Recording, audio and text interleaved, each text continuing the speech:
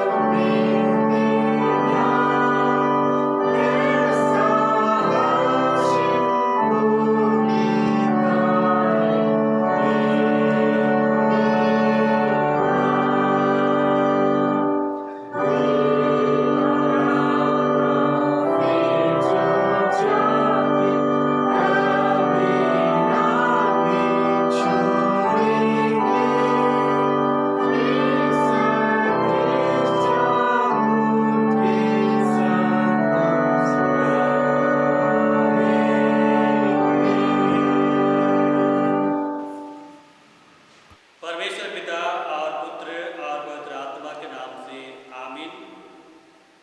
हमारी सहायता ईश्वर के नाम से है जिसने स्वर्ग और पृथ्वी को सृजा।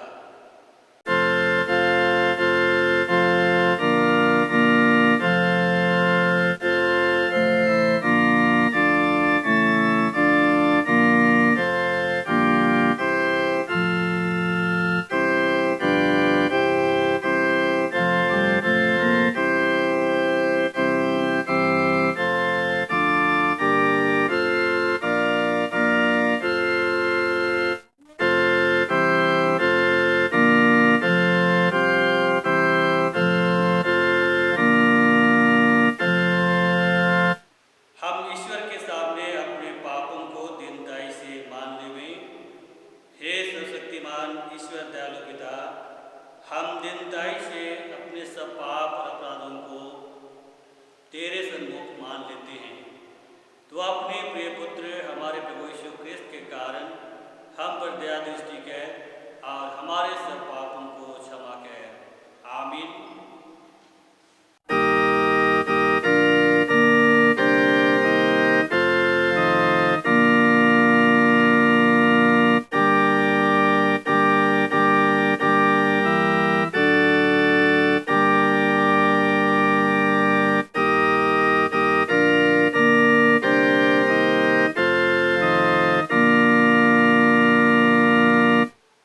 यदि तू अपने मुंह से प्रभु को मान ले और अपने मन से विश्वास करे कि ईश्वर ने उसको मृतकों में से उठाया, तो तू निश्चय त्राण पाएगा। आमीन।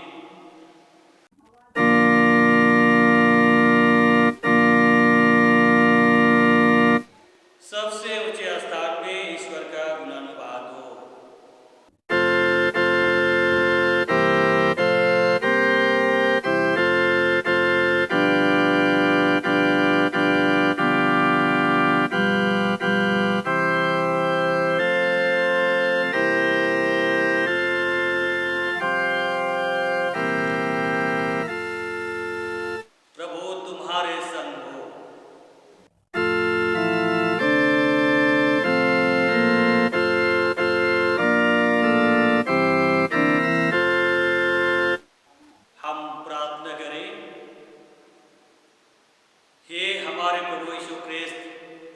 हम तेरा धन्यवाद करते हैं कि तू हमारे भलाई के लिए मृतकों में से जी उठा और हमारा स्वर्गीय राजा पिता के दाहिने हाथ बैठा है। हम तेरी स्तुति करते हैं कि तू अनुग्रह करके अपने स्वर्गीय दानों से हमको पालता और अपने आत्मा के द्वारा अगुवाई करता है। जैसे शांति और कल्याण हमको मिले, हमारी अविश्वासता पर दृष्टि ना करके अपनी दया हमसे दूर मत कर, हमारे हृदयों की सब विरोधता मिटा, हमको अपने अधीन कर कि हम पाप और संसार की व्यर्थ सेवा को छोड़कर तेरी ही इच्छा के अनुसार चले।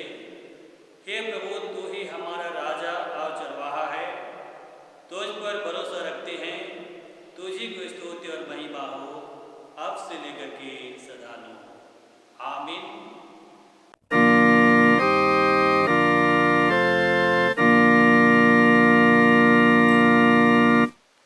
हम लोग पहला पाठ वचन सुनेंगे जो आज के लिए ठहराया गया है। वह हम सबों को मिलेगा प्रेरितों के काम उसके 9वें अध्याय पद संख्या 36 से लेकर के 41वें पद तक। प्रेरितों के काम उसके 9वें अध्याय पद संख्या 36 से लेकर के आगे अंतिम पद तक। परमेश्वर का वचन इसमें ऐसा लिखा है, हम लोग ध्यान से सुनेंगे। याफा में तबीता अर्थात दुर्कास नामक एक विश्वासिनी रहती थी। वह बहुत से भले भले काम और दान किया करती थी। उन्हीं दिनों में वह बीमार होकर मर गई और उन्होंने उसे नहलाकर अटारी पर रख दिया, इसलिए कि लुद्या याफा के निकट था। चेलों ने यह सुनकर कि पतरस वहाँ है, 2 मनुष्य भेजकर उसे विनती की, हमारे पास आने में देर न कर। तब पतरस उठकर उनके साथ हो लिया और जब वह पहुंचा तो वे उसे उस अटारी पर ले गए। सब विधवाएं रोती हुई उनके पास आ खड़ी हुई और जो कुर्ते और कपड़े दुर्गस ने उनके साथ रहते हुए बनाए थे दिखाने लगी। तब पतरस ने सबको बाहर कर दिया और घुटने टेककर प्रार्थना की और साव की ओर देखकर कहा, हे तबीता उठ। तब उसने अपनी आंखें खोल दी और पतरस को देखकर उठ बैठी।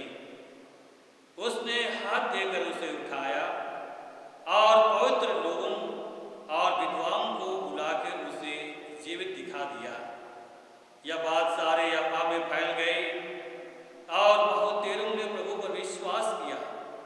और पतरस याफा में शमौन नामक किसी चमड़े का धंधा करने वाले के यहाँ बहुत दिनों तक रहा। आमीन। तेरा धन्यवाद हो हे कृष्ण यीशु। हालेलुया।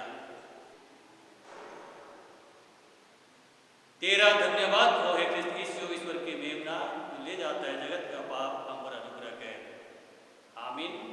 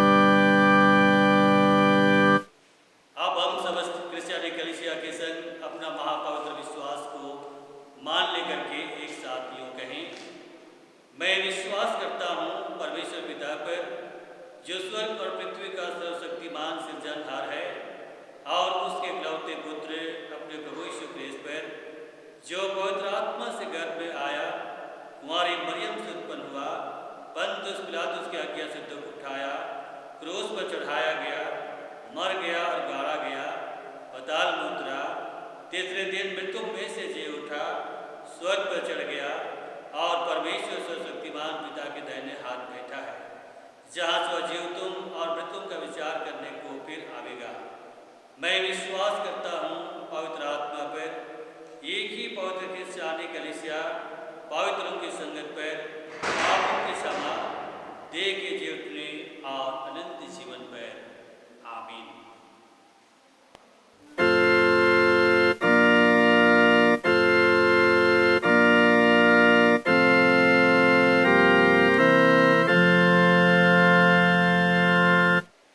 तो मैं हमारे पिता ईश्वर और जी उठे प्रभु यीशु मसीह की ओर से अनुग्रह और शांति बहुत ऐसे मिले। आमीन। हम प्रभु का धन्यवाद करें, प्रार्थना करें। हे सर्वशक्तिमान जीवित महान अनुग्रहकारी परमेश्वर प्रभु, जैसे ही तो अपने सामर्थ्य के द्वारा से यीशु मसीह को मुर्दों में से जी उठाया है, कि इसके द्वारा से संसार शैतान के हर एक ताकत को वो पराजय करे और दुनिया के लिए एक जीत स्थापित करे। हम परमेश्वर प्रभु उसी सामर्थ्य के समय हम चाहते हैं, हम में से हर एक की हृदय आत्मा में तो अधिकारी से प्रदान कर ये निश्चय जयवंत जीवन को लेकर के हम तेरे चरणों के पास आ सकें और निरंतर इसी विजय में हम आगे बढ़ता जाएं। प्रार्थना करते हैं, इस समय हम तेरे जीवित वचन को मनन करना चाहते हैं, तो हमारी सहायता कर कि तेरे जीवित वचन को मनन करके हम अधिकाई से अपने हृदय आत्मा में रख सकें। प्रार्थना हमारे उद्धारकर्ता यीशु मसीह के नाम से मांगते हैं, सुन और स्वर्ग राज्य में ग्रहण कर। आमीन। आज के लिए उपदेश के निमित्त जो परमेश्वर का वचन ठहराया गया है, वह हम सबों को मिलेगा। लूका रचित सुसमाचार उसके 10वें अध्याय 38वें पद से लेकर के आगे 42वें पद तक।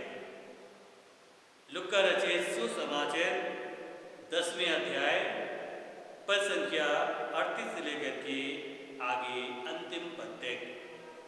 इसमें परमेश्वर का वचन ऐसा लिखा है, हम लोग ध्यान से सुनेंगे। जब वे जा रहे थे तो वह एक गांव में गया और मार्था नामक एक स्त्री ने उसे अपने घर में उतारा। मरियम नामक उसकी एक बहन थी, वह प्रभु के चरणों में बैठकर उसका वचन सुनती थी, परंतु मार्था सेवा करते करते घबरा गई और उसके पास आकर कहने लगी, हे प्रभु, क्या तुझे कुछ भी चिंता नहीं कि मेरी बहन ने मुझे सेवा करने के लिए अकेले ही छोड़ दिया है? इसलिए उससे कह कि मेरी सहायता करे। प्रभु ने उसे उत्तर दिया, मार्था, हे मार्था, तो बहुत बातों के लिए चिंता करती और घबराती है, परंतु एक बात अवश्य है और उस उत्तम भाग को मरियम ने चुन लिया है, जो उसे छीना ना जाएगा। आमीन। मसीह में प्यारे विश्वासियों, हम ईश्वर को धन्यवाद देते हैं। यह हमारे लिए सौभाग्य है कि हम प्रतिष्ठान के बाद पहला रविवार में प्रवेश करते हैं और आज के इस रविवार का नाम क्वासीमो में रखा गया है और इसका अर्थ नए जन्मे बालकों की नाई बताया गया है। और इसी के साथ ही आज का रविवार को हमारे कलीसिया ने महिला रविवार के नाम से अलग किया है और आज के इस दिन में हमारे कलीसिया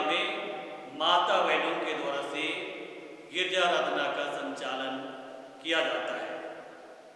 मसीह में प्यारे विश्वासियों, इसका उद्देश्य, इसका अर्थ यही है कि कैसे कलीसिया में हमारे माता बहनों का योगदान है।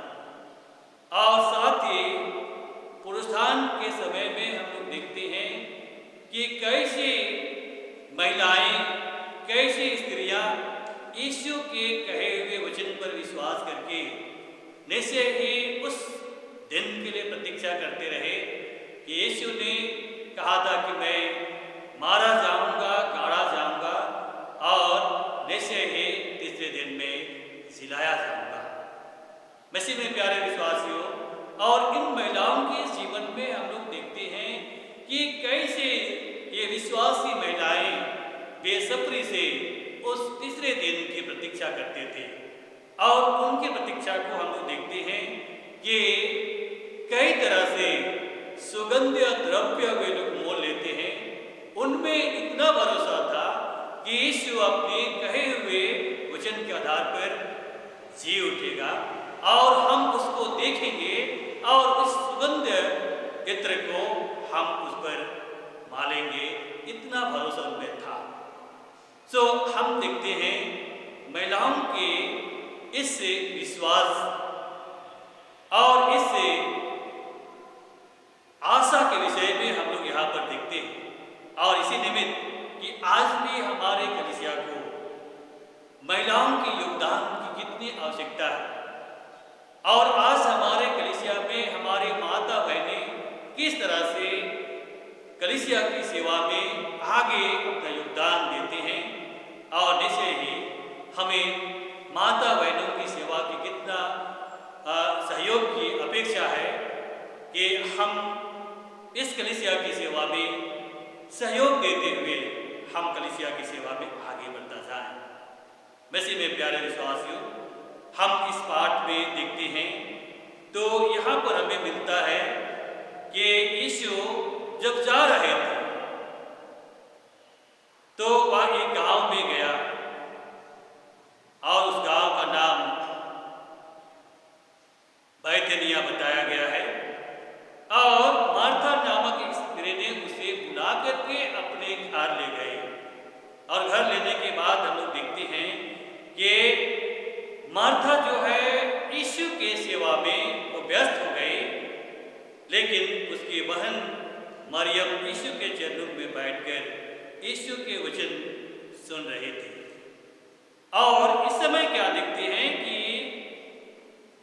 मार्था सेवा करते करते घबरा गए, चिंतित हो गए और यीशु से कहने लगे कि तुम्हें कुछ चिंता नहीं। और तब उससे कहती है कि मरियम को मेरी सहायता करने के लिए भेज। मसीह में प्यारे विश्वासियों, हम यहाँ पर दोनों बहनों की दो प्रकार के अलग अलग सोच और दो अलग अलग काम के रूप में हम यहाँ पर देखते हैं। तो उनका दोनों का सोच और दोनों का काम गलत नहीं है, बुरा नहीं है, लेकिन दोनों का सोच और दोनों का काम अपने जगह में अच्छा है। मसीह में प्यारे विश्वासियों, और इसलिए हम देखते हैं कि ये कलीसिया के दो प्रकार के विचारधारा को या दो प्रकार के विश्वास का प्रतिनिधित्व इसमें करता है। और यही बताता है कि अच्छा सोच, अच्छा काम प्रभु के चरणों में ले आता है, लेकिन बुरा सोच बैरता, होठ और विवाद को पैदा करता है। मसीह में प्यारे विश्वासियों, तो भी हम देखते हैं कि हम एक पल के लिए अपने आप को उस मार्था के साथ जगह में रख करके देखें और हम यह देखने का प्रयास करें कि यदि हमारे परिवार में कोई प्रियजन, कोई अतिथि, कोई मेहमान आ जाए तो हम उनकी सेवा के लिए क्या करते हैं। निश्चय ही हम उनकी सेवा के लिए चिंता करते हैं, व्यवस्था करते हैं कि हम उनको सेवा दे सकें। मसीह में प्यारे विश्वासियों, और ऐसे ही मार्था के जीवन में भी हम यहाँ पर देखते हैं, और वो अतिथि सत्कार का काम वो करती है। सभी जाति धर्मों में हम देखते हैं कि अतिथि सेवा या मनुष्य सेवा को कितना प्राथमिकता दिया गया है। सो मसीह में प्यारे विश्वासियों, अतिथि सेवा बुरा नहीं है, अतिथि सेवा हमें करनी है। और ऐसे ही मार्था ने उस अतिथि सेवा का काम यहाँ पर प्रकट करती है। तो भी हम लोग पूरे पाठ में हम लोग देखते हैं, इस पाठ में तो हमें यही मिलता है कि मार्था का कुड़कुड़ाना अतिथि प्रेम को कम कर देता है। ये पहला पॉइंट के रूप में हम लोग देखते हैं इस पूरे पाठ वचन में।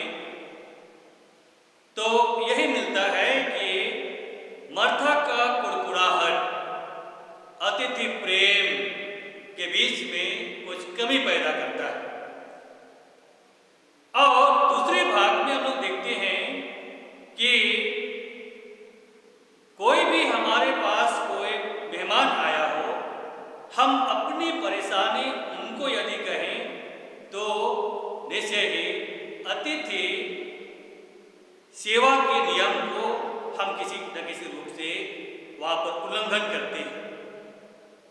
और तीसरे पॉइंट के रूप में हम देखते हैं तो मार्था मेहमान पर आरोप लगाती है कि तुम्हें कुछ भी चिंता नहीं। ये पहले आरोप के रूप में हम लोग देखते हैं कि तुम्हें कुछ भी चिंता नहीं कि मैं सेवा करते करते थक गई हूं, और इसलिए वो मेहमान से ही अनुरोध करती है, ईश्वर से अनुरोध करती है कि वो मेरी बहन मरियम से कहे कि वो मेरी सहायता करने के लिए वो आए। सो मसीह में प्यारे विश्वासियों, ये सोच और ये काम मेहमान के साथ जो प्रेम रखनी चाहिए ये अलग कर देता है, कम कर देता है। और इसी विवाद के कारण से हम यहाँ पर देखते हैं कि मरियम के सेवा का काम गलत नहीं था, परंतु समस्या यह थी कि वो चिंतित और विचलित हो गए। वो सेवा के काम से वो विचलित हो गए, चिंतित हो गए। और इसलिए परमेश्वर का वचन हम सब उनको बताता है कि हमको परमेश्वर के अनुग्रह को प्राप्त करने के लिए हमें जो भी सेवा का काम हमें मिला है, हमको उस सेवा के काम को उदारता से करनी चाहिए। क्योंकि परमेश्वर का वचन में हम लोग प्राप्त करते हैं कि परमेश्वर ने हर एक को अलग अलग वरदान दिया है। किसी को सेवा करने का, और किसी को भविष्यवाणी करने का, किसी को आत्माओं को परखने का, किसी को अगुवाई करने का। और इसलिए जो भी हमें सेवा का वरदान मिला है और सेवा का अवसर हम सब उनको मिला है, हमको उस काम को उदारता से करने चाहिए। तभी हम अपने काम में परमेश्वर की आशीष को प्राप्त करेंगे। मसीह में प्यारे विश्वासियों, और यही कमी मार्था के जीवन में यहाँ पर दिखाया गया है। हम आगे देखते हैं कि मार्था के लिए यीशु के शब्दों का फटकार जो है, ये फटकार के बजाय हम उनके निमंत्रण के रूप में हम उसको चुन सकते हैं, देख सकते हैं। और ये अवसर उनके लिए मिलता है कि मार्था को समझ लेना चाहिए कि उत्तम भाग, जीवन का उत्तम भाग क्या है। और यीशु उनको एक निमंत्रण देता है कि वो भी मरियम के साथ आकर के परमेश्वर के वचन को मनन करे, परमेश्वर के वचन को वो सुन सके।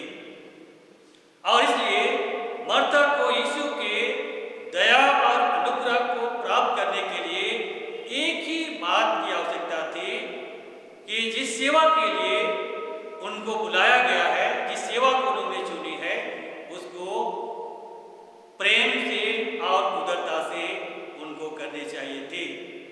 मसीह में प्यारे विश्वासियों,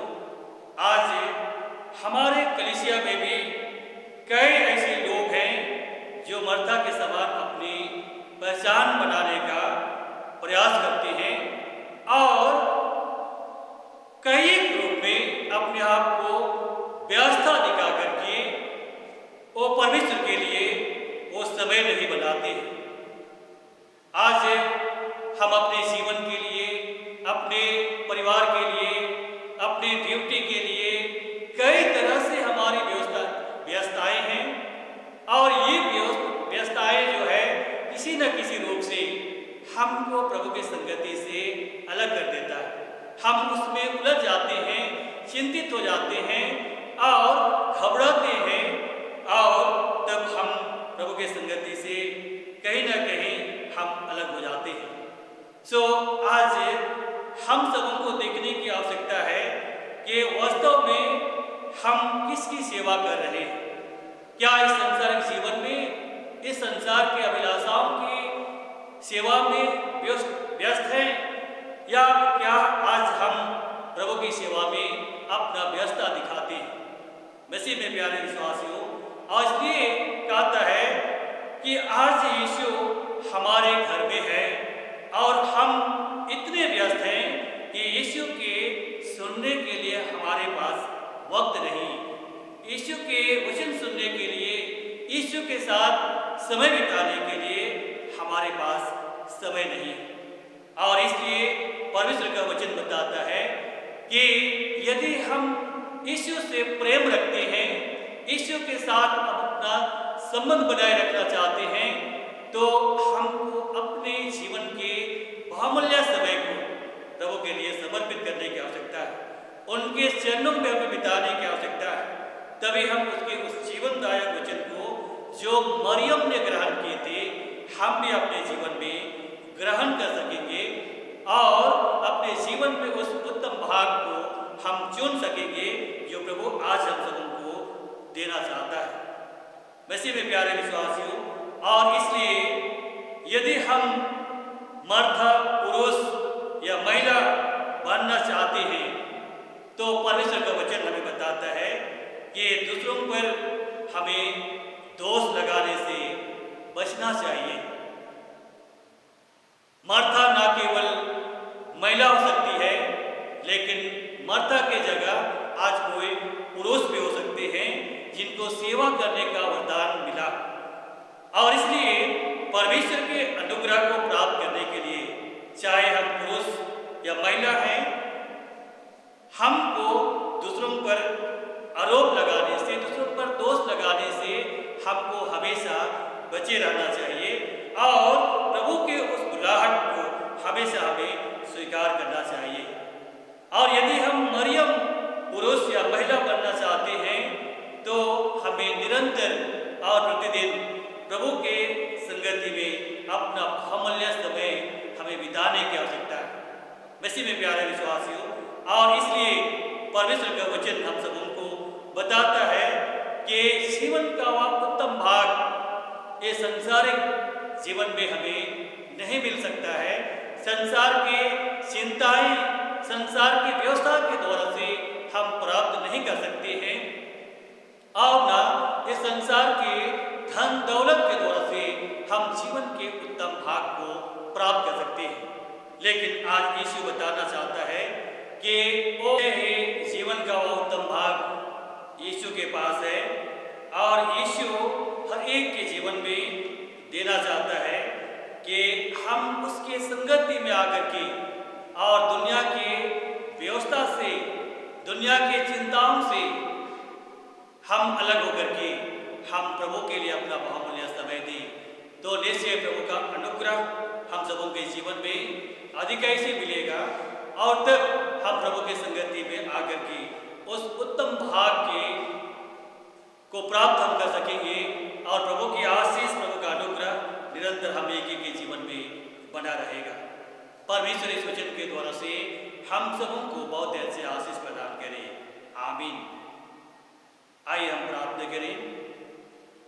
हे सर्वशक्तिमान अनुग्रहकारी दयालु प्रभु, हम तेरा धन्यवाद करते हैं तो अपने जीवित वचन को मनन करने में तो हमारी सहायता की जैसे पिता परमेश्वर हम संसारिक मनुष्य होकर के हम संसारिक जीवन के लिए चिंताएं करते हैं, संसारिक कामों में हम व्यस्त हो जाते हैं और तेरे संगति में हम आना नहीं चाहते, वरन हम तेरे संगति से कोसों दूर हम भटक जाते हैं।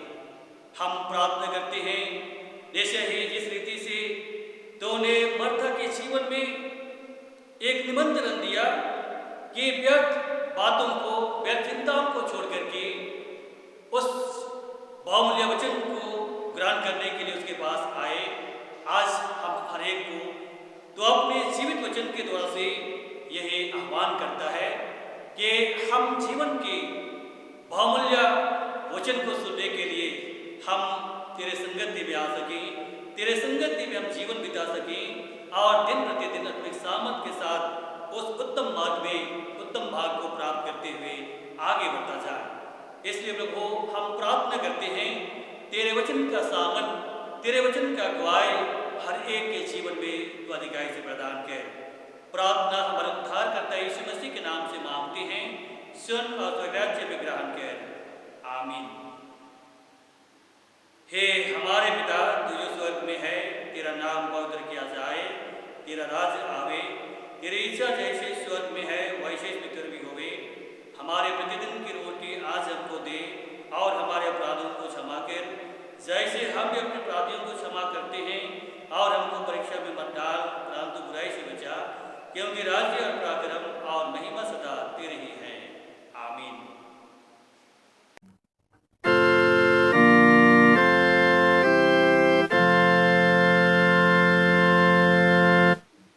आप ईश्वर का आशीर्वाद विश्वासी और दिन मन से सबको ग्रहण करें। परमेश्वर तुझे आशीष दे और तेरी रक्षा करे। परमेश्वर अपना मुख तुझ पर प्रकाश करे, तुझ पर अनुग्रह करे। परमेश्वर अपने मुख का प्रकाश तुझे